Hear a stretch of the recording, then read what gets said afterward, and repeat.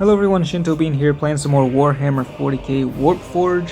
This is the third demo that has been made available, and this time we've got Chaos as a new faction to play as. So for a total of 4 factions, and I believe the game will have 6 factions. It looks like on release. We still haven't seen Tyranids or Eldar, but yeah, Chaos looked pretty interesting. We've got the Black Legion here with 3 different warlords.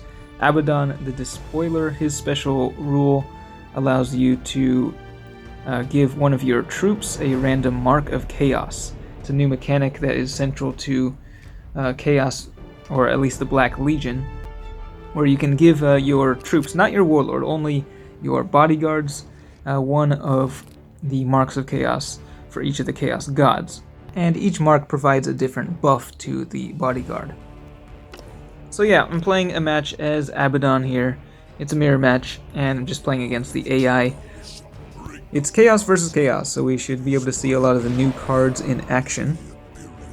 The battlefield looks really amazing. I do like that. That's one of my favorite things about this game. The cards are still a little bit small on the field. I wish they could be a little bit bigger, but they do have some really outstanding artwork for the cards when you zoom in on them, at least. And Chaos definitely have a different playstyle as the other factions. They also changed a few of the traits, so you can see the card they just deployed has Vanguard, which is this game's version of Taunt. It used to only affect melee attacks, but now ranged attacks are forced to target things with Vanguard as well, which is a step in the right direction. They actually changed a number of card traits in this demo, including Vanguard, Blind, Stun, Blast, and Flying.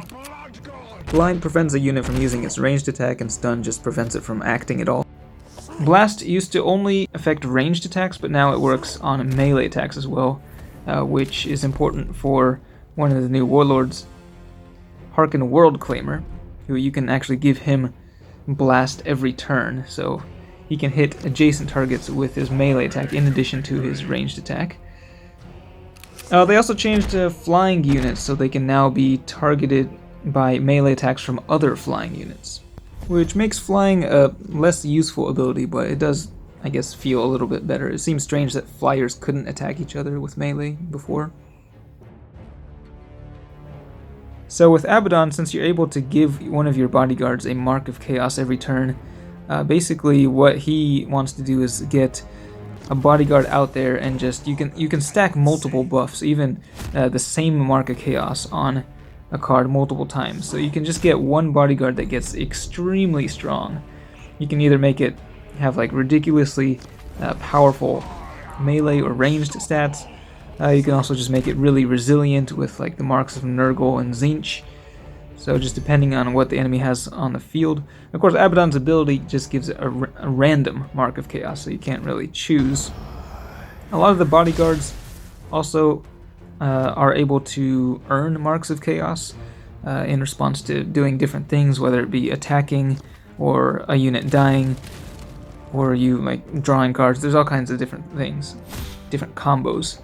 So you can see here we have one guy who has 9 melee attack already, and that is because of the multiple stacking buffs on him. A number of the cards do look kind of similar as cards from other factions, like the Chaos Terminator there, which has Vanguard. I can't remember which one, but I'm pretty sure there was a card that is nearly identical in another faction. So that's one thing I'm wondering about in this game is how different, how unique each faction will be. But I do like how, each faction has a specific keywords that the other factions don't have. I think that really helps to make each one feel more distinct. And of course, once we have all 6 factions available to play as in the game, I think there will be quite a bit of variety. It seems like with Horus Heresy Legions, the number of expansions that they've added over the years have given the game a pretty massive card pool and lots of different strategies. If there's someone who's played that and could speak to, how the game has evolved in that case. I don't know, it feels like in a typical game, what ends up happening in Warpforge is like you deploy a card, and then your opponent tries to deploy a card to counter that, to preferably, kill it in one turn. So basically for the first 2 turns you're just like trading bodyguards. You know, one kills the other until one side is able to deploy something that the other side can't kill in 1 turn, and then you can sort of start to gain an advantage from there and snowball. Now of course there are ways to do like pretty crazy combos, but usually you need a card already on the field. So either it needs to be in the late game when you have a lot of energy built up, because there are a lot of expensive cards here. You can look at my hand. I have 2 cards that cost 8, like those Chaos Lords, and those are just really hard to play because, I mean, they're very tough though, so they're very hard to kill. So I guess if I were to deploy it here, the enemy would have no chance, or little chance, of killing it in 1 turn. Now you got things like the Warp Talon, which have stealth, I think, so they can't be targeted the turn they're played. So those are kind of nice. But here, again, because of the ridiculously strong bodyguard, I was able to just beat down the enemy warlord to claim a victory there. They also have a draft mode that's new to this demo. I tried it out just a little bit, but it didn't seem like there were very many players online, so I couldn't actually like find matches. It functions in the same way as drafts in other card games. I'm just going to play another game, this time switching up the warlord to Harken World Claimer. So this is a more aggressive warlord who likes to attack because his special rule buffs the warlord himself when attacking, allowing you to deal damage to adjacent lands. So there it is, a Hellspear Assault. It can be quite strong, but if you're taking the first turn like I am here, it does absolutely nothing. I guess a lot of the warlord abilities require you to have, you know, bodyguards, or for, in this case, for the enemy to have bodyguards for it to actually be of any use. So here, like, they deployed a card with just 2 toughness, so I could use the Hellspear Assault and then attack the warlord to kill the adjacent bodyguard. Instead, I decided to throw down this flanking bodyguard, which can attack an enemy troop the turn is deployed. Probably would have been just as good, if not better, to use the Hellspear Assault, since they had a ranged attack and could just take out that guy with no retaliation. But this was my first game as Harken, and I didn't really know what I was doing. Often I would do something and then immediately afterwards realize that it was the wrong decision. So I've got a number of options now. The Plague Marine is pretty decent, but only if you can keep it alive. And in this case I was able to buff it and giving it 1 armor, so it takes 1 less damage from all sources. And then I do have a Chaos, what is it called? A Chaos Spawn, which is only 1 energy and it has flanking. So that actually combos pretty well with the Plague Marine, but they just deployed a really big Possessed Champion, which killed the Plague Marine in 1 hit.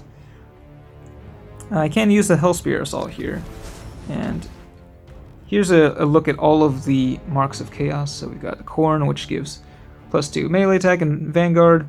Nurgle gives it regeneration. Slanesh gives it +2 melee and ranged. And Tzeentch gives it +2 health and camouflage, so it can't be targeted by enemy stratagems for 1 turn. So we are using the special rule here, hitting the Warlord, which deals damage to their champion, killing that guy. And we have a single troop on the field. So this is kind of what I was saying earlier about just like trading back and forth. So it's kind of hard to build up like an army, especially with the Warlord being able to attack and kill weaker troops each turn.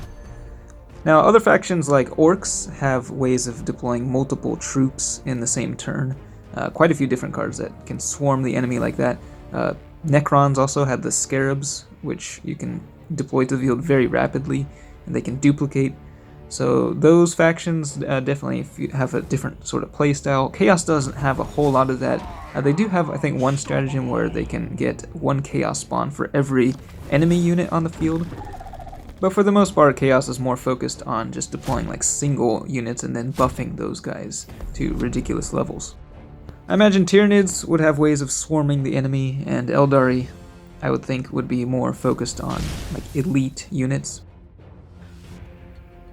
We're playing against the 3rd Chaos Warlord, who is able to I think he gains a random like sort of psychic ability each turn, kind of similar to Tigurius, I think. Helldrake Strike, that's a pretty nice card. Deals 3 to 6 damage to 3 enemy targets. It's quite powerful. I could have used it here to take out their troop card, guaranteed. So yeah, here we got a pretty big advantage going on.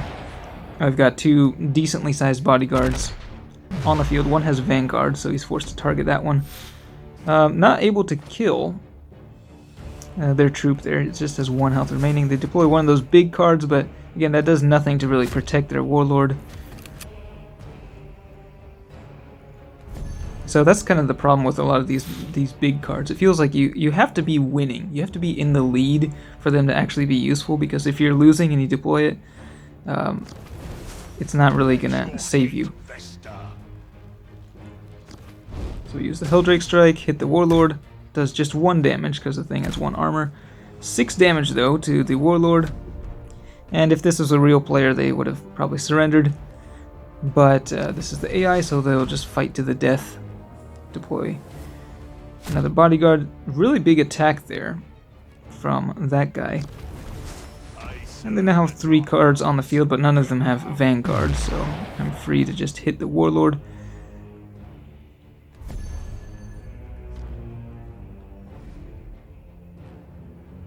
Just looking at what these cards do. There's the one that spawns multiple chaos spawns. In this case, actually, it was 1 for every card on the field. And here's the Helldrake Strike, dealing 3 damage to 3 targets, which takes out the enemy Warlord. So that's a quick look at how chaos play in Warpforge. I am liking what I see so far. I think with each demo, things are getting more interesting. And I'm really looking forward to playing as Tyranids the most, I think, more than any faction. And there's a look at the draft mode there. But yeah, Tyranids and Eldari, it should be interesting to see what they come up with those. And again, they've only showed 1 sub-faction per faction. Like, we got Ultramarines, Black Legion, like the Goth clan, I think. But yeah, so I'm assuming there will be more sub-factions in the future too, so there's potential for a huge amount of variety in terms of like deck building, so I'm looking forward to future updates. Let me know if you are able to play this demo and what you thought of it, if you thought they are improving over, previous versions, or if there's still some changes that you'd like to see. But that's it for this one. Thanks for watching, and I will see you next time.